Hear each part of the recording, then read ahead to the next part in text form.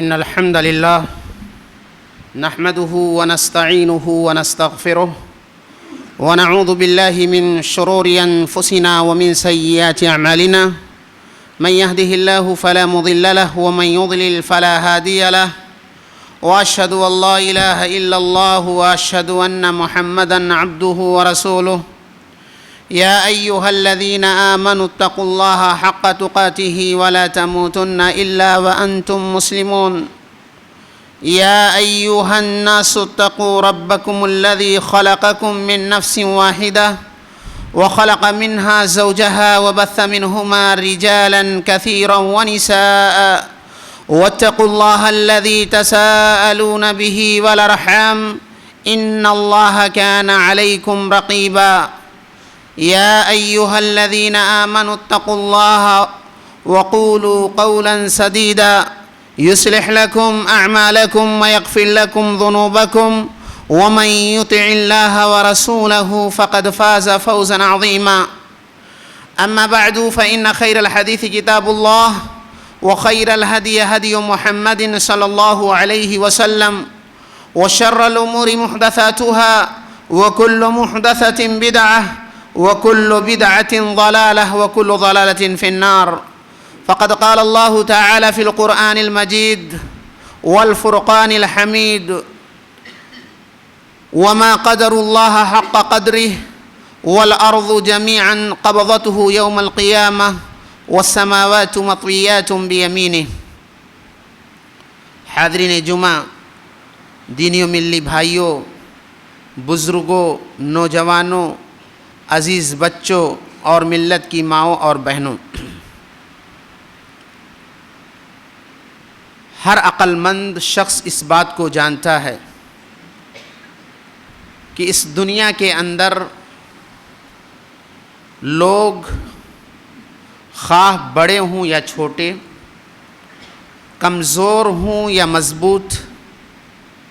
دنیا کے کسی بھی کونے میں ہوں، حتیٰ کہ جانوروں کے اندر بھی یہ بات دیکھی اور پہچانی جاتی ہے کہ ہر شخص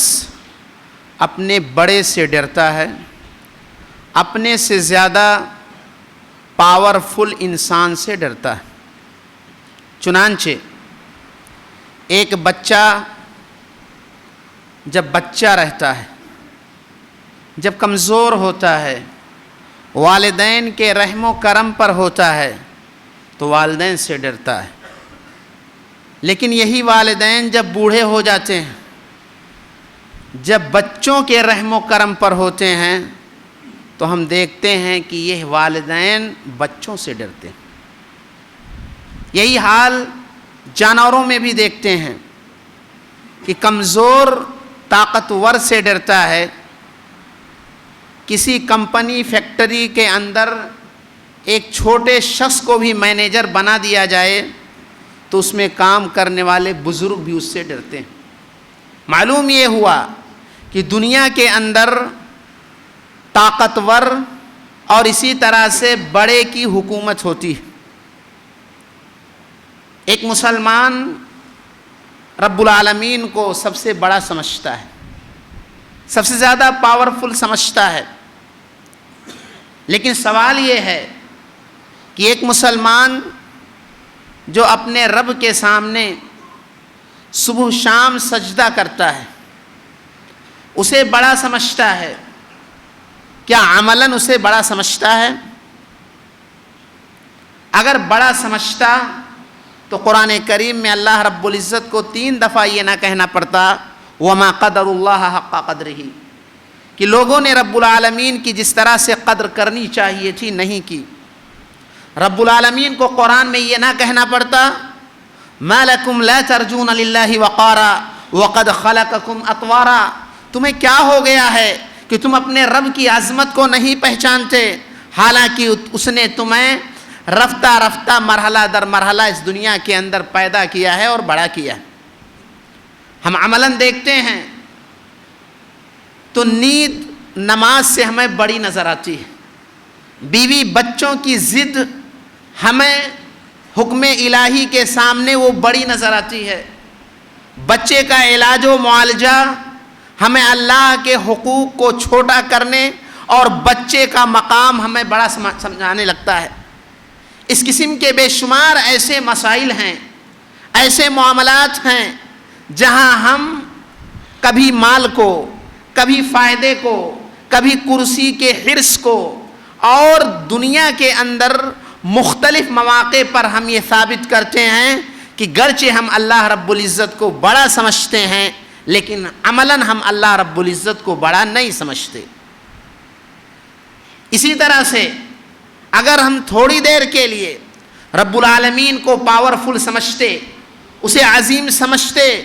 تو پھر یہ حقوق کی جو پامالی ہے، چاہے والدین کے حقوق کا مسئلہ ہو، یا اولاد کی حقوق کا مسئلہ ہو، یا میاں بیوی کے حقوق کا مسئلہ ہو، یتیموں یا بیواؤں کے حقوق کا مسئلہ ہو، اپنے ماتحتوں کے حقوق کا مسئلہ ہو، ہم حقوق کی پامالی کر کے رب العالمین کی شان میں گستاخی نہ کرتے۔ اگر رب العالمین کو ہم عظیم سمجھتے تو کاروبار کے اندر چاہے ملاوٹ کا مسئلہ ہو، چاہے چوری یا ڈکیتی کا مسئلہ ہو، پراپرٹی کو ہڑپنے یا غبن کرنے کا مسئلہ ہو، یا اسی طرح سے اپنے اور اپنے چھوٹوں کے حقوق کو تلف کرنے کا مسئلہ ہو، حقیقت میں ایک مسلمان رب کو بڑا سمجھنے کی صورت میں، رب کو عظیم اور پاورفل سمجھنے کی صورت میں وہ ایسی غلطی نہیں کر سکتا۔ یہی وجہ ہے کہ رب العالمین نے قرآن کریم میں جا بجا اپنی عظمت کا احساس دلایا ہے،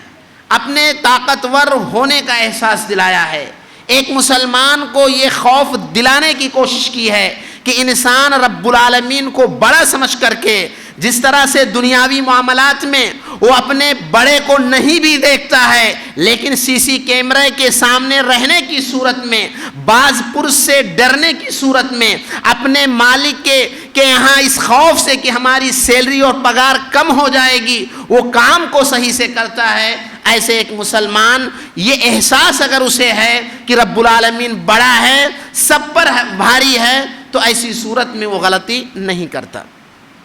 آئیے دیکھتے ہیں کہ اللہ رب العزت نے اپنی بڑکپن کا، اپنی عظمت کا احساس کیسے دلایا ہے۔ ایک مسلمان دن میں 5 دفعہ اذان سنتا ہے، اور کہیں کہیں اگر سحری کی اذان ہوتی ہے تو 6 دفعہ اذان سنتا ہے۔ ہر اذان میں 4 دفعہ اللہ اکبر کی صدا آتی ہے، تکبیرات میں اللہ اکبر کی آواز لگائی جاتی ہے، نماز کی ہر حالت میں جانے کے لیے سمیع اللہ لمن حمیدہ اور السلام علیکم کو چھوڑ کر کے اللہ اکبر کی صدا لگائی جاتی ہے۔ عیدین کے موقع پر عید الفطر کا چاند دیکھ کر کے صلاۃ ادا کرنے تک ایک مسلمان تکبیرات بلند کرتا ہے۔ عید الاضحیٰ کے موقع پر پورے 13 دن تک اسے حکم یہ ہے کہ وہ اللہ اکبر کی صدا لگائے۔ سوال یہ ہے کہ اللہ اکبر کا معنی کیا ہے؟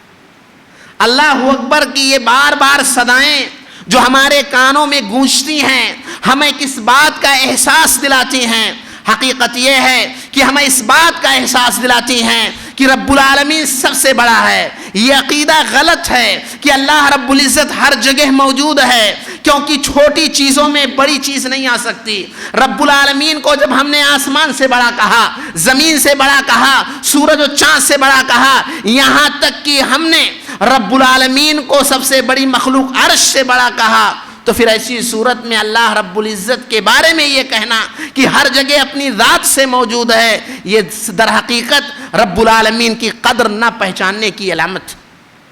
رب العالمین اپنے بڑکپن کا احساس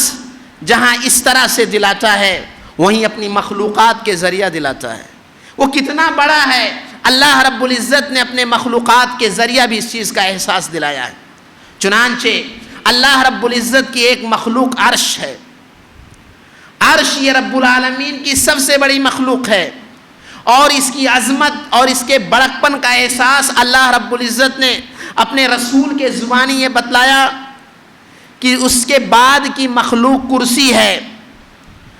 اور اس کرسی کی حقیقت عرش کے مقابل میں ایسے ہی ہے جیسے کھلے میدان کے اندر ایک انگوٹھی کی حیثیت ہوتی ہے۔ انگوٹھی ہے یہ کرسی، اور کھلے میدان میں اس انگوٹھی کی کوئی حیثیت نہیں ہے، ایسے عرش کے مقابلے میں کرسی کی حیثیت ہے۔ اور وہی مثال اللہ کے نبی صلی اللہ علیہ وسلم نے سارے آسمانوں اور زمینوں کو بطور مثال کے پیش کیا کہ کرسی کے مقابل میں آسمان و زمین ایسی ہیں۔ اب اندازہ کیجئے کہ رب کی مخلوق اگر اتنی عظیم ہے، اتنی بڑی ہے، اور ہم اس کی عظمت کا، اللہ کے اس مخلوق کے سلسلے میں قرآن و حدیث پر ایمان لانے کی صورت میں اس بات کا اعتراف کرتے ہیں، تو ہمیں اپنے رب کے بڑے ہونے اور رب العالمین کے بڑکپن اور اس کی کبریائی کا احساس کرنا چاہیے۔ اسی طرح سے اللہ کے نبی صلی اللہ علیہ وسلم نے عرش کو جو فرشتے اٹھائے ہوئے ہیں، قیامت کے دن جس عرش کو 8 فرشتے اٹھائے ہوئے ہوں گے، اللہ کے نبی نے ان فرشتوں کی عظمت کا احساس دلاتے ہوئے ہمیں یہ بتلایا کہ ہم رب العالمین کو ہر حال میں بڑا سمجھیں۔ اللہ کے نبی نے فرمایا کہ عرش کو جو فرشتے اٹھائے ہوئے ہیں، ان کی عظمت کا عالم یہ ہے کہ ان کی کان کی لو سے اور ان کے کاندھے کے درمیان کا فاصلہ اتنا ہے کہ ایک تیز ترار گھوڑا 700 سال تک چلے اور جا کر کے اپنی منزل تک پہنچے گا، اتنا فاصلہ عرش کے اٹھانے والے فرشتوں کی کان اور ان کے کاندھے کے درمیان ہے۔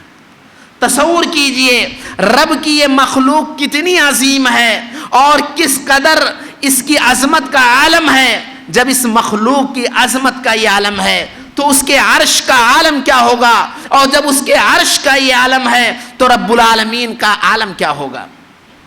اسی طرح سے اللہ کے نبی صلی اللہ علیہ وسلم نے حدیثوں کے اندر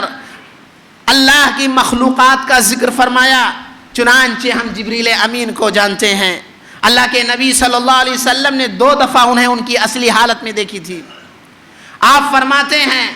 کہ جبریل امین کو اللہ نے 600 پر دے رکھے ہیں، اور جب اصلی شکل میں دیکھا آپ نے تو پورے آسمان کو، پورے فضا کو ان کے پروں نے گھیر لیا تھا۔ یہ رب العالمین کے فرشتوں کا جو ایک لشکر ہے، اس لشکر کے ایک فرشتے کا یہ عالم ہے۔ رب العالمین کی ایک مخلوق جہنم بھی ہے، جو جہنم کفار، مشرکین اور دین بیزار لوگوں کا ٹھکانہ ہے۔ اللہ کے نبی صلی اللہ علیہ وسلم نے فرمایا کہ قیامت کے دن اسے لایا جائے گا، 70,000 اس کے لگام ہوں گے، ہر لگام کو 70,000 فرشتے پکڑے ہوئے ہوں گے۔ اندازہ کیجئے اگر 70 کو 70 سے ضرب دیا جائے تو 4 ارب 9 کروڑ فرشتے صرف جہنم کو لے کر آنے والے ہوں گے۔ اگر ہم انہیں چیونٹی شمار کریں تو بھی شمار نہیں کر سکتے۔ یہ انسانوں اور تمام مخلوق سے کہیں زیادہ یہ پاورفل، طاقتور بڑے فرشتے ہیں جو جہنم کو لا رہے ہیں۔ اب جہنم کتنی بڑی ہوگی اندازہ نہیں کیا جا سکتا۔ یہی وجہ ہے کہ اللہ کے نبی صلی اللہ علیہ وسلم نے ایک دفعہ ایک آواز سنی، صحابہ سے پوچھا بھلا بتاؤ یہ کیسی آواز ہے؟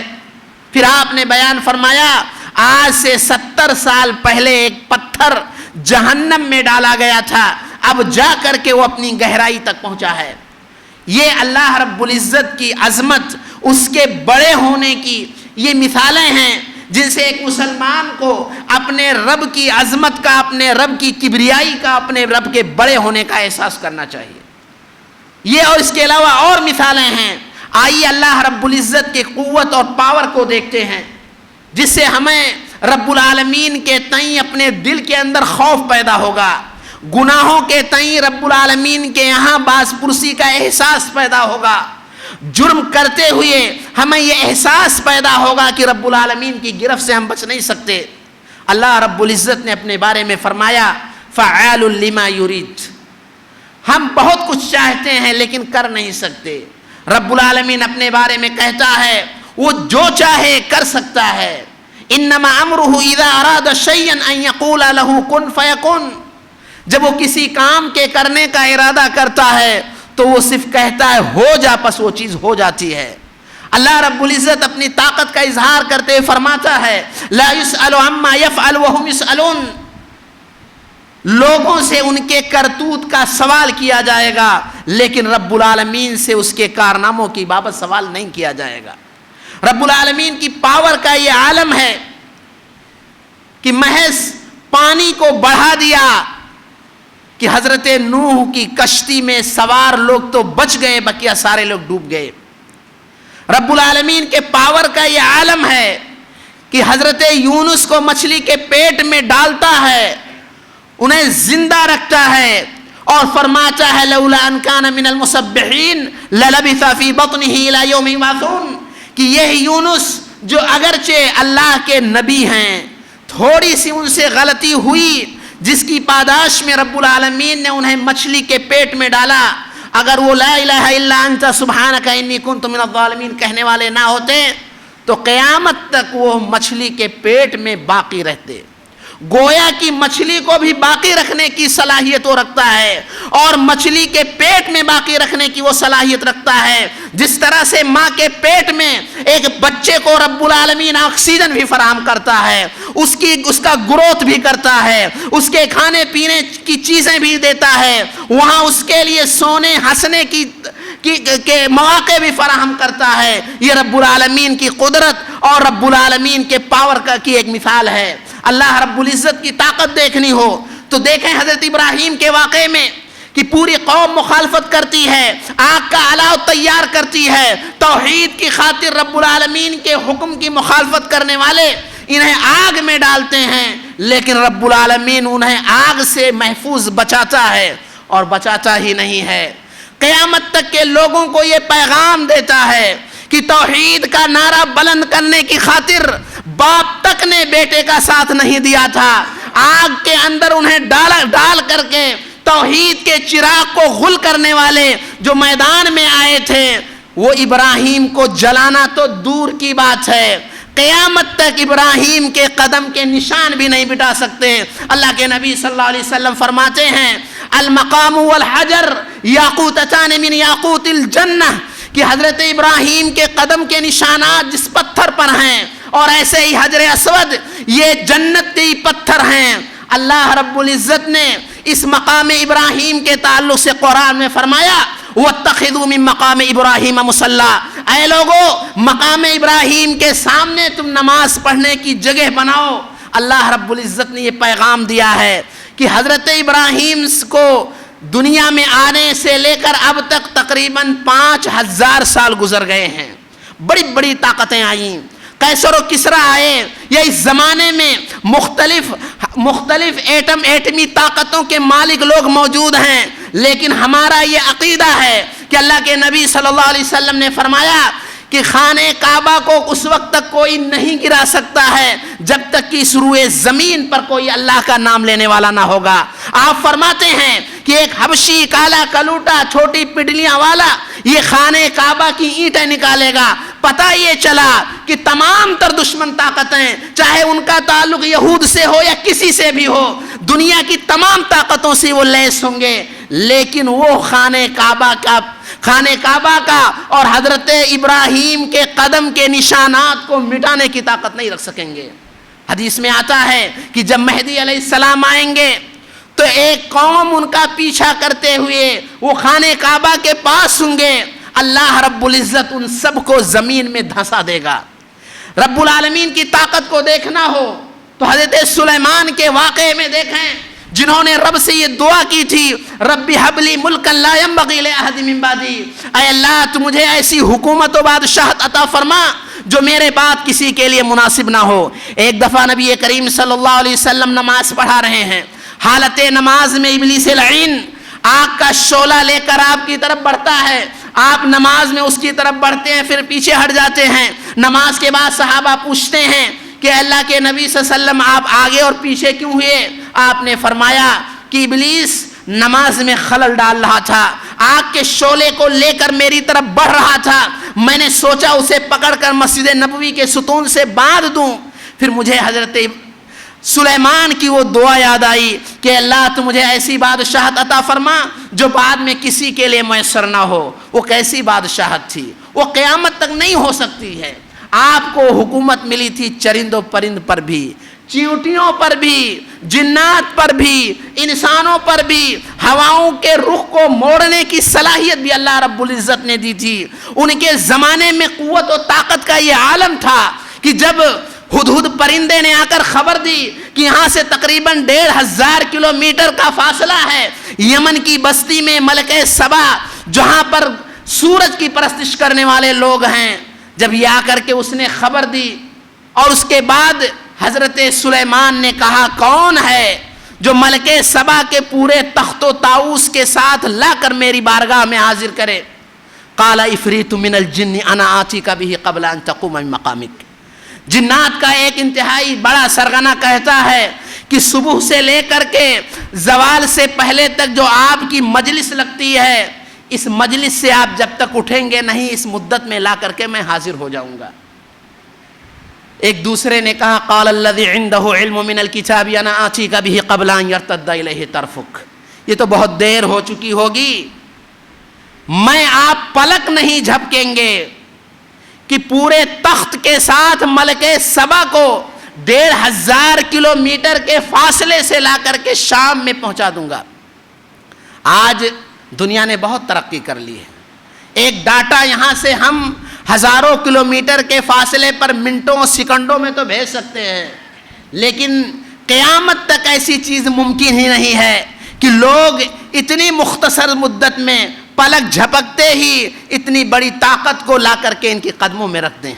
یہ طاقت اگر کسی کو ملی ہے اور کوئی دینے والا ہے تو اللہ رب العزت ہے. وہی تو تھے کہ جنات جن کے یہاں کام کرتے تھے بڑی بڑی ڈیگیں اور عالی شان بلڈنگیں بناتے تھے, پر چیونٹیوں کی بولیاں بھی وہ سمجھتے تھے. چیونٹیوں نے کہا تھا اے چیونٹیوں کی جماعت اپنا راستہ الگ کر لو, کہیں انجانے میں حضرت سلیمان اور ان کی لشکر تمہیں کچل کر کے نہ رکھ دے. اللہ رب العزت کی طاقت کو دیکھنا ہو تو حضرت موسیٰ کے واقعے میں دیکھیں کہ موسیٰ علیہ الصلاۃ والتسلیم جن کی خاطر ہزاروں بچوں کے قتل کے جرم میں فرعون شکار ہوا,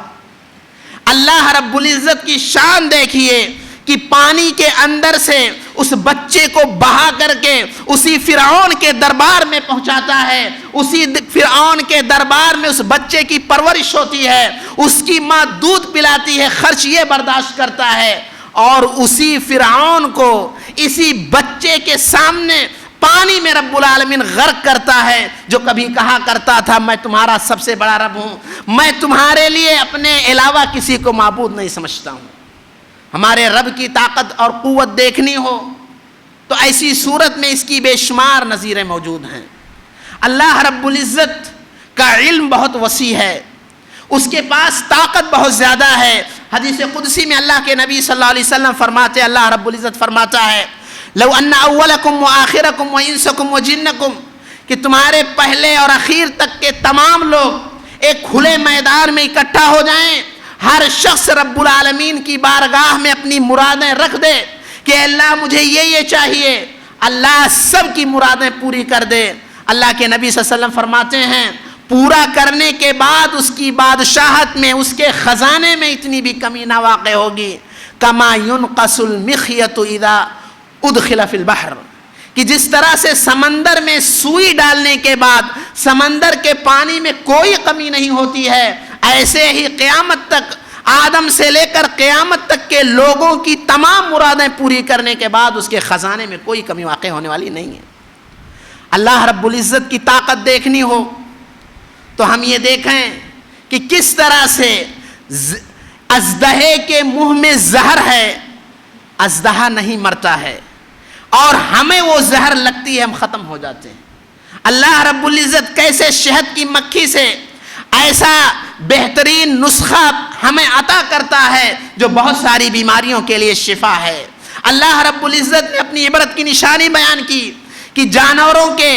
اندر سے خون اور گوبر کے درمیان صاف و شفاف دودھ نکالتا ہے جو ہمارے لیے بہت ہی بہترین چیز ہے. اللہ رب العزت نے اپنی قوت کا اظہار کرتے ہوئے فرمایا وفی انفسکم افلا تبصرون، اے لوگو تم اپنی ذات کے اندر غور کر کے رب العالمین کی قدرت کا اندازہ لگاؤ۔ تمہارا یہ جو جسم ہے 360 عضو کا، اس میں نہ جانے کتنی فیکٹریاں، کتنی سسٹمز اللہ رب العزت نے قائم کیے ہیں کہ ہر سسٹم کے لیے نہ جانے کتنے ہاسپٹلز اور نہ جانے کتنے میڈیکل سائنس اور یونیورسٹیاں موجود ہیں، لیکن انسان اس پر غور نہیں کرتا۔ انسان کے اندر گفتگو کرنے کا، آوازوں کو سننے کا، چیزوں کے چکھنے اور سونگھنے کا، بچوں کی پیدائش کا، سانس لینے کا، اور اسی طرح سے ہضم کرنے کا، اسی طرح سے خون کے فلٹر کرنے کا، گردے کا جو کام ہے، مختلف قسم کے سسٹم اللہ رب العزت نے ہمارے درمیان رکھ کر کے ہمیں یہ احساس دلایا ہے کہ اے انسان تیری حقیقت یہ ہے هو الذی خلقکم من ضعف، کہ جب تو پیدا ہوا تھا بہت کمزور تھا، کچھ تجھے طاقت ملی بھی لیکن وہ طاقت بھی بہت معمولی تھی، اور پھر تو اپنی کمزوری کی طرف لوٹ گیا۔ تیری کمزوری کا یہ عالم ہے کہ آج تو اللہ کو چھوڑ کر کے غیروں کو پوچھتا ہے، لیکن تیری حالت یہ ہے کہ تم سب مل کر کے ایک مکھی بھی پیدا کرنا چاہو تو نہیں کر سکتے۔ وَإِن يَسْلُبْهُمُ الذُّبَابُ شَيْئًا لَا يَسْتَنقِذُوهُ مِنْهُ، اور مکھی اگر کوئی چیز لے لے تو تم چھیننے کی طاقت نہیں رکھ سکتے۔ رب العالمین ہم اور آپ کے بارے میں کتنا باخبر ہے۔ میں ایک بات کہہ کے اپنی بات ختم کرتا ہوں۔ قرآن کریم میں سورہ مجادلہ میں اللہ رب العزت نے حضرت خولہ کے واقعے کو ذکر کیا ہے۔ ان کے شوہر نے ان سے زہار کیا، جیسے آج لوگ طلاق طلاق کہہ کر کے اور بیوی کو ہمیشہ کے لیے جدا کرتے ہیں، پھر حلالہ کا راستہ ڈھونڈتے ہیں۔ وہ آ کر کے کئی بچوں والی ہے، 8 تقریباً بچے تھے، اللہ کے نبی سے بحث کر رہی میرا کیا قصور ہے۔ اللہ کے نبی صلی اللہ علیہ وسلم کے پاس کوئی حکم اللہ کی طرف سے نہیں آیا۔ حضرت عائشہ کا چھوٹا سا کمرہ ہے، انتہائی چھوٹا سا کمرہ ہے جس میں وہ ہیں۔ اللہ فرماتا ہے قد سمع اللہ قول التي تجادلك في زوجها وتشتكي الى الله والله يسمع تحاوركما، کہ اللہ نے تم دونوں کی باہم گفتگو و بحث و تکرار کو سن لیا ہے۔ سیدہ عائشہ رضی اللہ کہتی ہیں پاک ہے وہ ذات جس کے کان ہر آواز کو محیط ہیں۔ میں اس چھوٹے سے مختصر سے کمرے میں اس خاتون کی آواز کو صحیح سے نہیں سن سکی، اور 7 آسمانوں سے اوپر جو عرش ہے وہاں سے رب کہتا ہے کہ میں نے تمہاری آواز کو سن لیا ہے۔ اسی لیے بات کہی جاتی ہے کہ کالی رات ہو، کالا پہاڑ ہو، کالی چونٹی اس پر چل رہی ہے تو اس کے رینگنے کی جو آواز آتی ہے رب العالمین اس چیز کو سنتا ہے۔ اس لیے اے مسلمانوں، اگر ہم اپنے رب کو بڑا سمجھتے ہیں، یہ ایمان رکھتے ہیں کہ ہمارا رب سب سے بڑا ہے، یہ ایمان رکھتے ہیں کہ اس کا خزانہ سب سے بڑا ہے، یہ ایمان رکھتے ہیں کہ اس کے پاس اتنا پاور ہے کہ ہٹھے کھٹے انسان کو لمحے میں ختم کر سکتا ہے اور کئی سالوں سے پڑے کومے میں انسان کو کھڑا کر سکتا ہے، تو اس رب کی عظمت کا احساس اپنے سینے میں کرتے ہوئے اپنے آپ کو گناہوں سے بچائیں، اپنے آپ کو معصیت سے بچائیں، اپنے اور اپنے علاقے کو رب العالمین کے غضب اور اس کے عذاب سے بچائیں۔ اللہ رب العزت سے دعا ہے کہ الہ العالمین تو ہمیں صحیح معنوں میں اپنے رب کی معرفت کی توفیق عطا فرما۔ الہ العالمین تو ہمیں توفیق دے کہ ہم قرآن کریم کو زیادہ سے زیادہ سمجھ کر کے پڑھیں تاکہ رب العالمین کی قدرت کی نشانیوں کو جان سکیں۔ مولا ہم میں جو بیمار انہیں شفا یاب فرما، جو مقروض انہیں قرضوں کی ادائیگی کی توفیق عطا فرما، جو پریشان حال ہے مولا ان کی پریشانیوں کو دور فرما۔ دنیا کے خطے خطے میں جن پر ظلم ڈھایا جا رہا ہے اے اللہ تو ان کی غیبی مدد فرما۔ آمین۔ بارک اللہ لنا ولکم فی القرآن العظیم ونفعنی وإیاکم بالآیات والذکر الحکیم انہ تعالی جواد کریم ملک بر رؤوف الرحیم۔